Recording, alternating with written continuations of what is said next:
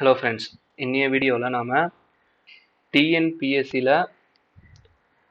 கேட்கக்கூடிய aptitude R maths, so இதுக்கு ரிலவெண்ட்டாக இருக்கிற ப்ராப்ளம்ஸ் தான் நம்ம இன்றைக்கி பார்க்க போகிறோம். ஸோ இதெல்லாம் ப்ரீவியஸ் இயர்ஸில் கேட்ட இம்பார்ட்டண்ட் டாபிக்ஸில் இருக்கக்கூடிய கொஷின்ஸ். ஸோ இந்த மாடலில் கொஷின்ஸ் வந்து நீங்கள் எதிர்பார்க்கலாம் அப்கமிங் குரூப் 4 எக்ஸாமில். இப்போ ப்ராப்ளத்துக்குள்ளே போயிடலாம். First problem, the sum of two numbers is 50 and their product is 525. Then the LCM of the two number is. அப்போ ரெண்டு நம்பருடைய கூட்டுத்தொகை வந்து 50 அப்படின்னு சொல்லியிருக்காங்க. அதே மாதிரி அந்த ரெண்டு நம்பருடைய பெருக்குத்தொகை வந்து 525 அப்படின்னு சொல்லிட்டாங்க. அப்போ இந்த ரெண்டு நம்பருடைய LCM என்ன? இதுதான் என்னுடைய கொஸ்டின். சரிங்களா? அப்போ இதை வந்து நான் எப்படி எழுதலாம்னா, ஸோ இந்த ஈக்குவேஷன்ல இருந்து y is equal to 50 minus x அப்படின்னு போட்டுக்கலாம். இப்போ இந்த வேல்யூவை இந்த ஈக்குவேஷனில் சப்ஸ்டியூட் பண்ண எனக்கு என்ன கிடைக்கும்? x into 50 minus x which is equal to 525.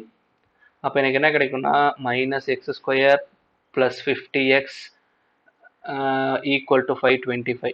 இப்போ இதை நான் ரீஅரேஞ்ச் பண்ண எனக்கு என்ன கிடைக்கும்னா x square minus 50x plus 525 which is equal to 0.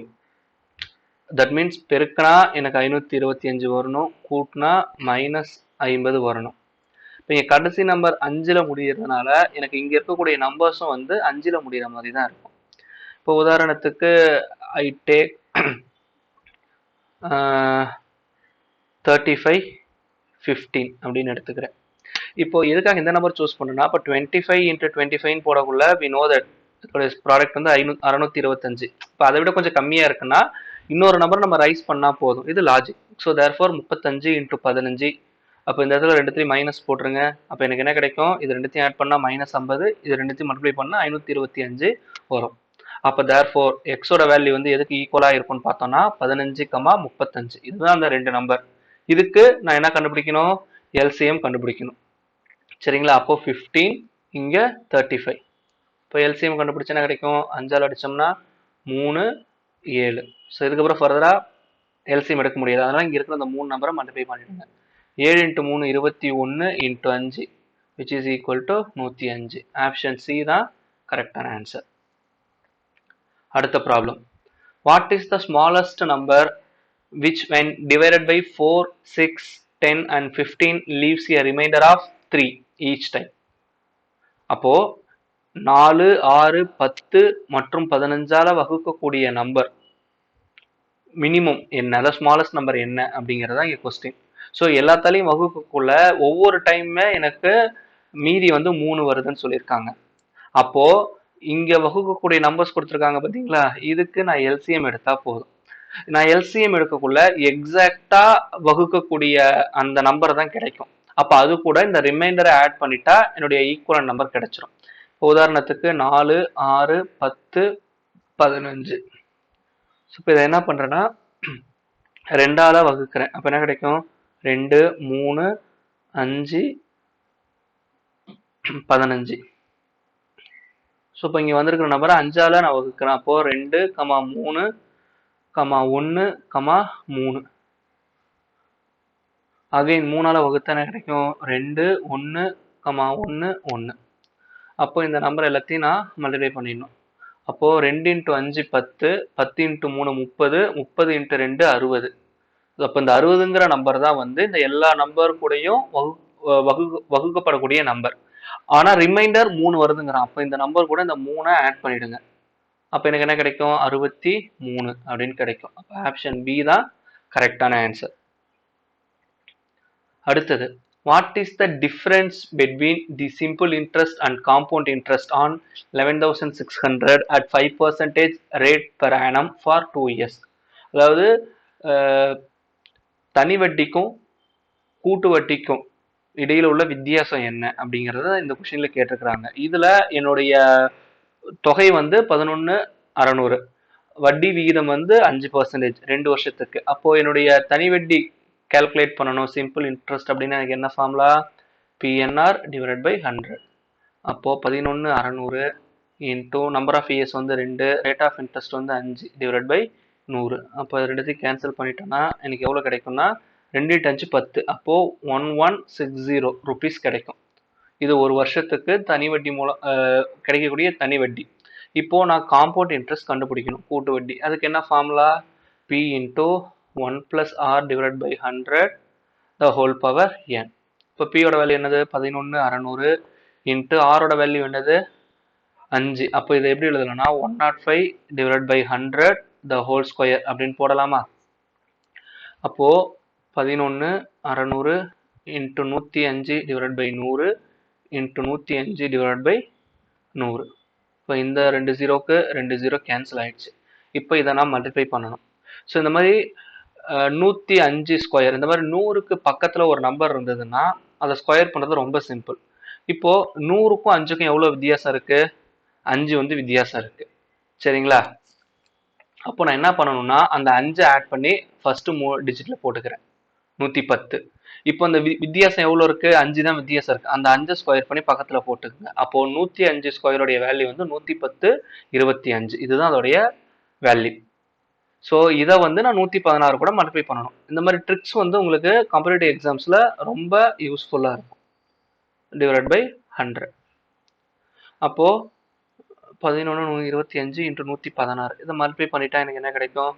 6 25 150 66 11 0 25 then 11 0 25 0 0 9 8 7 2 1 divide by 100 இருக்கிறதுனால இந்த 2 ஜீரோ கேன்சல் ஆயிரும்.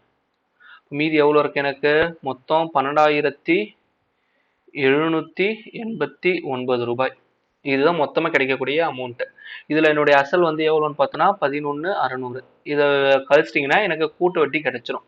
இப்போ 9 8 7 6 போச்சுன்னா மீதி 1, 2ல் 1 போச்சுன்னா 1.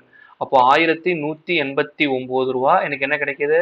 கூட்டு வட்டி மூலமா கிடைக்குது. தனி வட்டியில் எவ்வளோ இருக்கு? 1,160. அப்போ ரெண்டுத்துக்குள்ள வித்தியாசம் 29 ரூபாய். இப்போ அடுத்த சம் போகலாம். 4 typist 4 typists are employed to complete a work in 12 days. If 2 more added, they will finish the same work in how many days? அப்போ இங்க 4 டைப்பிஸ்ட் சேர்ந்து 12 நாள்ல ஒரு வேலையை முடிக்கிறாங்க. அப்போ ஒரு டைப்பிஸ்ட் எடுத்துக்கக்கூடிய நாட்கள் அந்த வேலையை முடிக்கிறதுக்குன்னா, ஸோ இங்க 4 பேர் சேர்ந்து 12 நாள்ல முடிக்கிறாங்க. அப்போ என்ன வரும்னா இன்டூ 4. அப்போ 48 நாள்ல என்ன பண்ணுவாங்க? ஒரு ஆள் முடிப்பாங்க அந்த வேலையை. இப்போ என்ன பண்ணிருக்காங்க? 2 more persons added. ஏற்கனவே 4 பேர் ஒர்க் பண்ணிட்டு இருக்காங்க. இப்போ 2 பேர் அடிஷனலா ஆட் பண்றோம். அப்போ இன்டூ 6 போட்டுக்குங்க. அப்போ எனக்கு என்ன வரும்? அடிச்சோம்னா 8 6 48. அப்போ 8 நாளையில அந்த வேலை எனக்கு முடிஞ்சிடும். So next problem. A shopkeeper allows a discount of 10% to his customers and still gains 20%. Find the market price of an article which costs rupees 450 to the shopkeeper. அதாவது ஒரு வியாபாரி அவருடைய கடையில ஒரு பொருளை 10% டிஸ்கவுண்ட் அப்படின்னு அனௌன்ஸ் பண்ணி வித்துறாரு. அப்படி டிஸ்கவுண்ட் கொடுத்துமே அவருக்கு 20% வந்து லாபம். சரிங்களா? அப்போ அவரு அதுல ஃபர்ஸ்ட் ஒட்டிருப்பாருல ஒரிஜினல் பிரைஸ், அதோட வேல்யூ என்னன்னு தான் கேக்குறாங்க. சொல்றது புரியுதுங்களா? இப்போ 450 rupees இவர்கிட்ட இருக்கு. அப்போ தட் மீன்ஸ் இவர் வாங்கியிருக்கிற பொருள், அப்போ இதுலதான் எனக்கு 20% அவர் மார்ஜின் வச்சிருக்காரு. அந்த இதுதான் 450 ரூபாய்க்கு வாங்கியிருக்காரு, அந்த பொருளோட விலையே சொல்லியிருக்கிறாரு. பட் ஆனா இங்க எவ்வளவு கடைசியா டேக் பண்ணிருக்காருங்கிறதா முக்கியம். அப்போ இந்த 450 ரூபா அவர் வாங்கியிருக்கிற விலை, அப்போ இதுல 20% அவருக்கு கெயின் கிடைக்குது. அப்போ இன்டூ 20% தான் கெயின். ஸோ இப்போ தேர்ஃபோர் இதை அடிச்சோன்னா எனக்கு என்ன கிடைக்கும்னா 90 ரூபா. அப்போ அவருக்கு 90 ரூபா ப்ராஃபிட் வருது. அதுதான் இந்த கெயின் 20%. அப்போ 450 ரூபாய்க்கு வாங்கின பொருளை எவ்வளோக்கு விற்கணும்? 540 ரூபாய்க்கு விற்றா மட்டும்தான் அந்த 20% கெயின் கிடைக்கும். அப்போ இந்த பொருளுக்கு வித்திருக்கிறாரு 540 ரூபாய்க்கு, அந்த பொருளை வித்திருக்கிறாருன்னு அர்த்தம். அப்போ அந்த ஸ்டிக்கர்ல ஒட்டி இருக்கிறது எவ்வளவு இருக்கும்? அதான் நம்மளுடைய கொஸ்டின். ஆனா இங்க எவ்வளவு கொடுத்துருக்காங்க? 10% டிஸ்கவுண்ட் அப்படின்னு சொல்லி கொடுத்துருக்காங்க. சரிங்களா? அப்போ இதுல 10% டிஸ்கவுண்ட் அப்படின்னா எனக்கு என்ன வரும்னு பார்த்தா 10% கொடுத்துருக்கிறதுனால இப்போ இந்த பொருளோட விலை வந்து எவ்வளோ இருக்கும், அவங்க மார்க்கெட் ப்ரைஸில் 90% தான் இருக்கும். ஏன்னா 10% தான் டிஸ்கவுண்ட் கொடுத்துரும். அப்போ 90% ஆஃப் சம் எக்ஸ் தான் வந்து எனக்கு என்னது 540. இப்போ 90% ஆஃப் 0.9 ஆர் 9/10 அப்படின்னு போடலாம். அப்போ 9/10 of x which is equal to 540. So இங்கே அடித்தோம்னா 60. அப்போ எக்ஸ் இஸ் ஈக்குவல் டு 600. அப்போது அவர் ஸ்டிக்கரில் ஒட்டிருக்கிற ப்ரைஸ் வந்து 600 ரூபா. சரிங்களா? So next the average of first 100 natural numbers, that means 1 plus 2 plus 3 plus dot dot dot up to 100. இதோடைய ஆவரேஜ் கேட்குறாங்க. அப்போ இதோடைய ஆவரேஜ்னா என்ன பண்ணணும், டிவைடட் பை n அப்படின்னு போட்டுக்கணும். இங்கே என்னங்கிறது எதுக்கு ஈக்குவலாக இருக்கு, 100க்கு ஈக்குவலாக இருக்கு. ஏன்னா முதல் 100 நம்பர் தான் நம்ம ஆட் பண்ண போகிறோம். அப்போ இங்கே மேலே இருக்குல்ல, இதோட வேல்யூ நான் கேல்குலேட் பண்ணணும். ஸோ இது வந்து ஒரு கூட்டுத்தொடரில் இருக்கு. ஸோ இந்த மாதிரி இருந்ததுன்னா நமக்கு ஃபார்முலா தெரியும், 1 plus 2 plus dot dot dot up to n வரைக்கும் இருந்தால் இதோடைய கூட்டுத்தொகை கண்டுபிடிக்கிறதுக்கான ஃபார்முலா வந்து n into n plus 1 divided by 2. இப்போ இங்கே n வந்து எவ்வளோ இருக்கு, 100 இருக்கு. அப்போ 100 into 101 divided by 2. ஸோ இப்போ இதை இங்கே அடிச்சோம்னா எனக்கு என்ன கிடைக்கும், இது 50.5ன்னு வரும். அப்போ இதை மல்டிப்ளை பண்ண கிடைக்கும் 5050 அப்படின்னு கிடைக்கும். அப்போது 5050 தான் இதோடைய கூட்டுத்தொகை டிவைட் பை ஆவரேஜ்னதுனால 100 போட்டுக்கிறேன். இப்போ என்ன கிடைக்கும், 50.5ன்னு கிடைக்குமா? அப்போ ஆப்ஷன் எஃப் தான் இதில் கரெக்டான வேல்யூ. அடுத்தது a cost of 15 chairs is 7500. Find the number of such chairs that can be purchased for rupees 12,000. அதாவது 7500 ரூபாய்க்கு 15 சேர் வாங்குறாங்க. அப்போ ஒரு சேரோட விலை எவ்வளோன்னு பார்த்தோம்னா 500 ரூபா. அப்போ 12,000க்கு எத்தனை சேர் வாங்கலாம், அப்போ டிவைட் பை 5000 போடுங்க. இங்கே 2க்கு 2 கேன்சல். அப்போ எவ்வளோ கிடைக்கும், 24. அப்போ 24 சேர் வந்து 12,000க்கு வாங்கலாம். அடுத்தது a man bought an old bicycle for rupees 1500.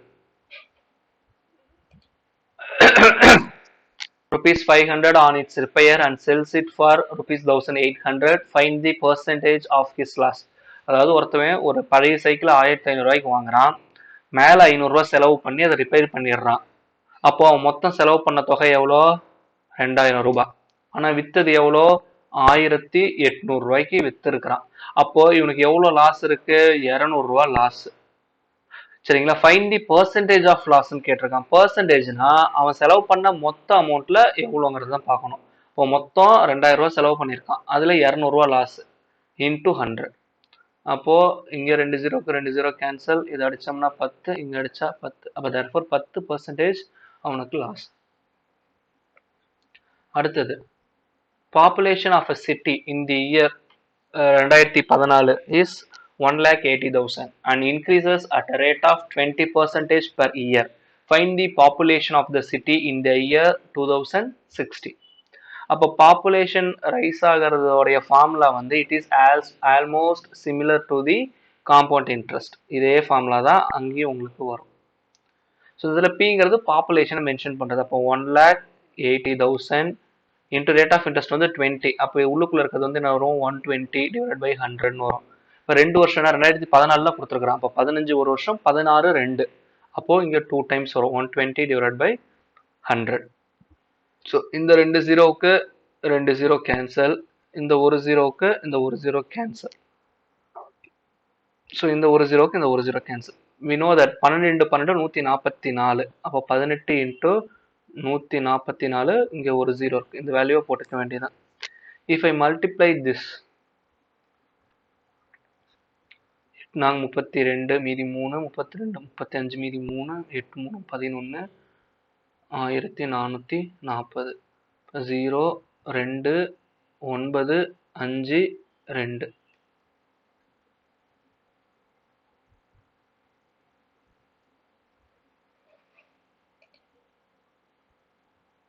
I put one more 0 here. Okay, so if you simplify this, எனக்கு கிடைக்கக்கூடியது 2,59,200. ஜஸ்ட் நீங்கள் கரெக்டாக மல்டிப்ளை பண்ணி just you simplify all those things. So அடுத்தது நம்ம பார்க்க போகிறது வந்து என்னென்னா if 14 compositors can compose 70 pages of a book in 5 hours, how many compositors will compose 100 pages of this book in 10 hours?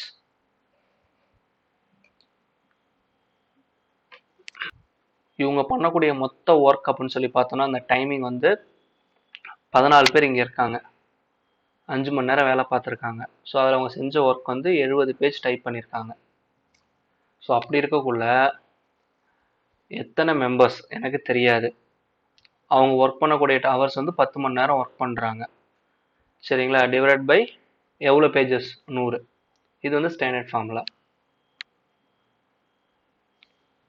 So therefore if I simplify this, எனக்கு என்ன கிடைக்கும்னு பார்த்தோன்னா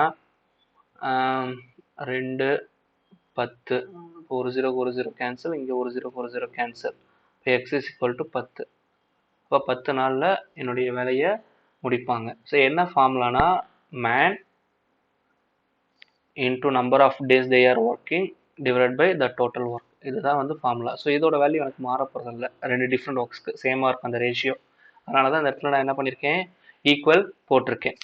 ஸோ இப்போ அடுத்தது, present ages of Reena and Usha are 24 and 36 respectively. What was the ratio between the ages of Usha and Reena 8 years ago?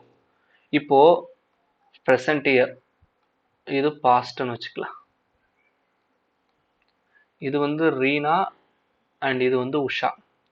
இப்போ ரீனாவோட percentage வந்து 24, உஷாவோட percentage 36. ப்ரெசண்ட்டுக்கும் பாஸ்ட்டுக்குள்ள வித்தியாசம் வந்து எவ்வளோ சொல்லியிருக்காங்க, 8 வருஷம். அப்போ இதுலேருந்து 8 கழிச்சிட்டு எனக்கு என்ன கிடைக்கும், இவங்களோட வயசு 16, இவங்களுக்கு வந்து வயசு வந்து 28. ரேஷியோ என்ன கேட்டிருக்காங்க, உஷாவுக்கும் ரீனாவுக்கும் உள்ள ரேஷியோ தான் கேட்டிருக்காங்க 8 வருஷத்துக்கு முன்னாடி. அப்போ 28 டிவைட் பை 16, 4 அடிச்சுன்னா 7 4 28, நன்னாங்க 16. அப்போ 7:4 தான் answer. Find the simple interest of 7,500 at 8% per annum per 1 year 6 months. So இது எப்படி சிம்பிளா போதானா, we know the formula, simple interest is equal to PNR by 100.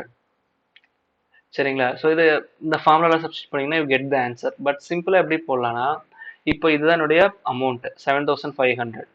இதில் 10% அப்படிங்கிறது வந்து என்ன இருக்கும், 10%னா ஒரு 0 கேன்சல் ஆகும். அப்போ 750 ரூபா.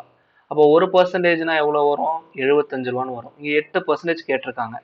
அப்போ 10%லேருந்து 2 கழிச்சிட்டோம்னா எனக்கு ஆன்சர் டைரெக்டாக கிடைச்சிடும். அப்போ 1% 75 ரூபானா 2%னா இன்ட்டு 2 150. அப்போ 750 ரூபாயில் 150 ரூபா போச்சுன்னா எவ்வளோ வரும், 600 ரூபா வரும். அப்போ இந்த 600 ரூபா தான் வந்து எனக்கு 1 இயருக்கான இன்ட்ரெஸ்ட்டுக்கான வேல்யூ. ஆனால் இங்கே என்ன கேட்டிருக்கான், 1.5 இயர்ஸ் கேட்டிருக்கான், அதான் 6 மந்த்ஸ்னு கொடுத்துருக்காங்க. அப்போ 1 இயருக்கு 600 ரூபானா 6 மந்த்ஸ்க்கு எவ்வளோ வரும், 300 வரும். அப்போ 600 + 300 எவ்வளோ, 900 rupees. அப்போ இதுதான் உடைய கரஸ்பாண்டிங் ஆன்சர். அடுத்தது, Arun is half old as his father. 12 years ago, the father age was 3 times as old as Arun. Now the present age of his father.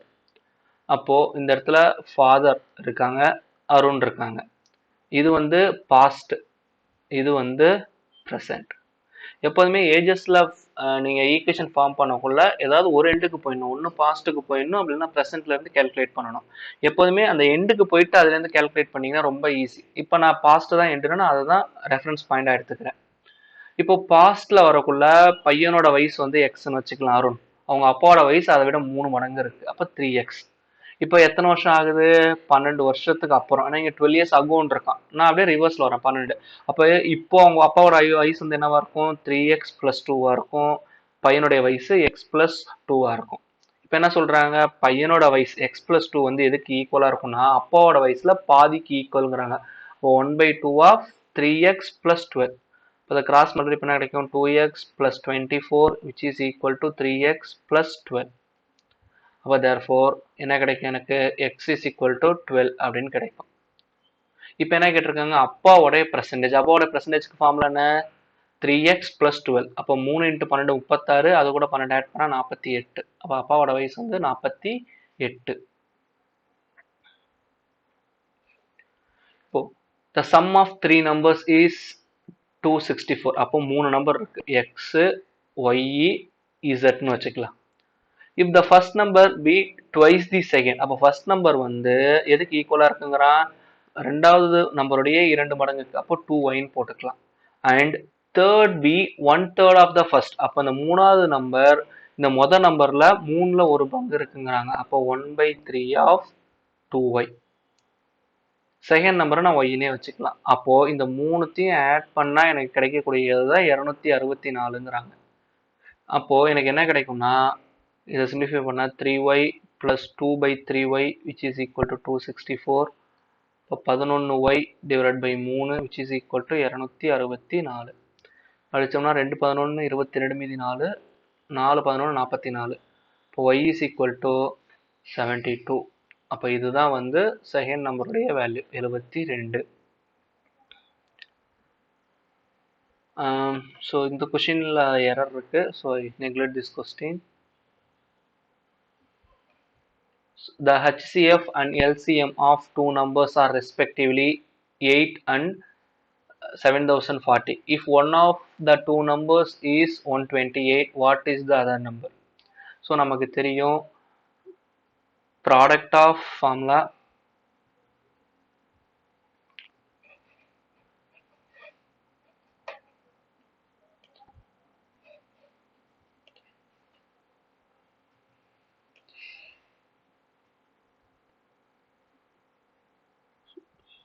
so product of two numbers is equal to product of LCM into HCF. இப்போ ஒரு number 128ன்னு கொடுத்துட்டான், இன்னொரு number எனக்கு தெரியாது, which is equal to LCM and HCF. HCF வந்து 8, LCM வந்து 70 40. சரிங்களா? if I simplify this எனக்கு என்ன கிடைக்கும்னு பார்த்தோம்னா, 4ஆல் அடிச்சா 2, 3 12 மீதி 2, அகைன் 2ஆல் அடிச்சோம்னா 16. அப்போ x is equal to 70 40 divided by 16. இப்போ 16ஆல் அடிச்சா எனக்கு என்ன கிடைக்கும், 4 16 40 64 மீதி 6 4, ஸோ 440. அப்போ ஆப்ஷன் சி தான் கரெக்டான ஆன்சர். அடுத்த சம் என்ன கொடுத்துருக்காங்கன்னா, the GCD and LCM of two numbers are 120 and 720. If one number is 360, then the other number. இது ப்ரீவியஸ் ப்ராப்ளம் இருக்கு பார்த்தீங்களா, அதே மாடல். HCFன்னு சொல்றதுக்கு பதில் என்ன கொடுத்துருக்காங்க, GCD அப்படின்னு சொல்லி கொடுத்துருக்குறாங்க. So you take this as homework.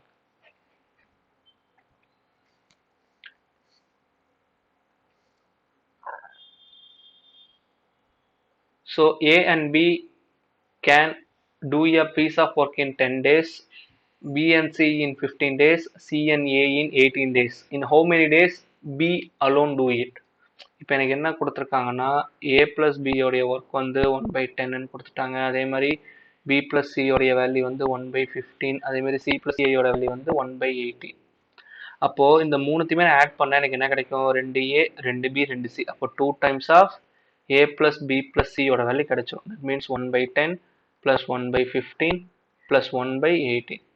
இதுக்கு LCM எடுத்தா எனக்கு கிடைக்கும் 90. So 9 plus 6 plus 5 9 15 20. அப்போ therefore 20/90. 2 times of A plus B plus C. இந்த இங்கே அடித்தோன்னா எனக்கு என்ன கிடைக்கும், 10ன்னு கிடைக்கும். அடித்தோம்னா 1/9. அப்போ A plus B plus C யோடைய ஒர்க் வந்து 1/9. எனக்கு என்ன தேவை, B யோட வேல்யூ தான் தேவை. அப்போ இதுல இருந்து A plus B plus C யோட ஒர்க்ல இருந்து C plus A or A plus C அந்த ஒர்க்கை நான் லெஸ் பண்ணிட்டா B யோட வேல்யூ கிடைச்சிரும். அப்போ இதுல இருந்து மைனஸ் 1/18ன்னு போட்டால் அதோட வேல்யூ கிடைச்சிடும். அப்போ therefore 18 2 minus 1. அப்போ therefore 1/18. அப்போ 18 நாள்ல B அந்த வேலையை முடிச்சிருவாங்க. அடுத்தது 1/5 of Ram's expenses is equal to 1/3 of his savings. If his monthly income is rupees 3200, what is his savings? அதாவது ராம் வந்து அவருடைய எக்ஸ்பென்சஸ் அதோட வேல்யூ வந்து என்ன சொல்றாங்க, 1/5 சொல்லியிருக்காங்க. அதே மாதிரி அவருடைய செலவினம் வந்து 1/3. இது ரெண்டும் ஈக்குவல்னு சொல்றாங்க. பட் அவர் மந்த்லி இன்கம் மட்டும்தான் கொடுத்துருக்காங்க. இப்போ 3200 ரூபா அவர் வாங்குறாருன்னா சரிங்களா, அவர் எவ்வளவு சேமிக்கிறாருன்னா ஏதாவது ஒரு செலவு போக தான் மீதி சேமிப்பாரு. அந்த செலவு என்னன்னு இதுல கொடுக்கல. அப்ப அந்த செலவினத்தை அந்த எக்ஸ்பென்சரை நான் எக்ஸ்ன்னு எடுத்துக்கிறேன். அப்போ இவ்வளவுக்கு செலவு பண்ணிடுறாரு. அப்ப இந்த செலவு பண்ணது போக மீதி இருக்கிறதா எனக்கு சேவிங்ஸ். இப்போ அவங்க என்ன ஸ்டேட்மெண்ட் சொல்லியிருக்காங்கன்னு இப்ப பாருங்க. அப்போ இந்த சேவிங்ஸ்ல 1/3 வந்து எதுக்கு ஈக்குவலா இருக்கு அப்படின்னா 1/5 ஆஃப் ராம் எக்ஸ்பென்சஸ். ராம் எவ்வளவு செலவு பண்ணியிருக்காரு, எக்ஸ் செலவு பண்ணியிருக்காரு, அதுக்கு ஈக்குவலா இருக்கு அப்படிங்கிறது தான் மீனிங். இப்போ இதை நீங்க கிராஸ் மல்டிப்ளை பண்ண உங்களுக்கு என்ன கிடைக்கும் அப்படின்னா here 3x which is equal to 5 into 3200 minus x. அப்போ 3x which is equal to 0 0 2 10 மீதி 1 16 minus 5x. அப்போ 8x which is equal to 16000. இப்போ 8ஆல் அடிச்சா எனக்கு எவ்வளவு கிடைக்கும், 2000 கிடைக்கும். இதுல எக்ஸுங்கிறது வந்து அவருடைய செலவினம், கரெக்டுங்களா? ஏன்னா அதுதான் நம்ம இங்க சொல்லியிருக்கோம், எக்ஸுங்கிறது அவர் செலவு பண்ணியிருக்கிற அமௌண்ட். அப்போ மீதி அவர் எவ்வளவு சேர்த்திருக்கிறாரு, 3200ல இருந்து அவருடைய செலவினம் 2000 லெஸ் பண்ணிட்டா மீதி எவ்வளவு இருக்கு, 1200. அப்ப அதுதான் அவருடைய சேவிங்ஸ். சரிங்களா? ஸோ இதோட ப்ரீவியஸ் இயர்ஸ்ல கேட்ட ரொம்ப இம்பார்ட்டன்ட் டாபிக்ஸோடைய கொஷின்ஸ் வந்து நம்ம இங்க ஓரளவு கம்பைண்டா பார்த்துருக்குறோம். ஸோ இந்த மாதிரி ஃபர்தர் வீடியோஸ் வேணும்னா please subscribe our channel. Thank you.